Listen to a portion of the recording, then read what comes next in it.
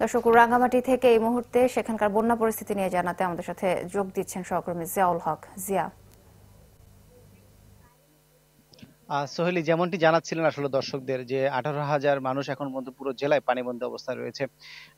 আরেকটি তথ্য যোগ করতে চাই যে রাঙ্গামাটি যে জলবিদ্যুৎ কেন্দ্র রয়েছে সেখানে দুপুরের পর থেকে 2-1.5 ফুট করে জলকপাটগুলো খুলে দেওয়া হয়েছে, যেখান থেকে 30,000 করে কিউসেক পানি বের হচ্ছে। এবং একই সাথে যে হাইড্রোলিক প্রজেক্ট রয়েছে বিদ্যুৎ কেন্দ্র, সেখান থেকে 32,000 কিউসেক করে পানি অপসারণ হচ্ছে।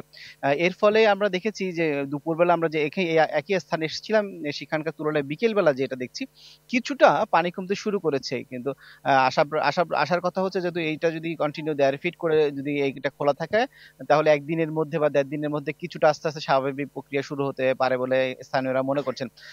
স্থানীয়রা বলছেন যে যেটি তারা ত্রাণ সহায়তা এখন পর্যন্ত পাননি, কিন্তু তারা ত্রাণ সহায়তা চাচ্ছেন না সরকারের কাছে। এই মুহূর্তে তারা বলছেন যে দ্রুত সময়ের মধ্যে যদি পানিটা কমে যায়, চলাচলের উপযোগী এবং ঘর বাড়ি থেকে যদি পানিটা সরে যায়, তাহলে তারা স্বস্তির কথা বলছেন, যেটা তাদের একমাত্র স্বস্তির বিষয় হবে, যে পানিটা দ্রুত কমে যাওয়ার বিষয়টি।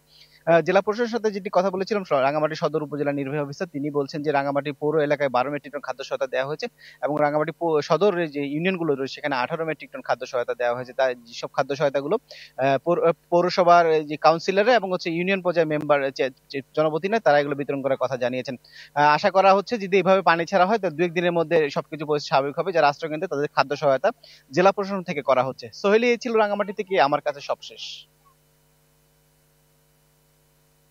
জিয়া, ধন্যবাদ আপনাকে।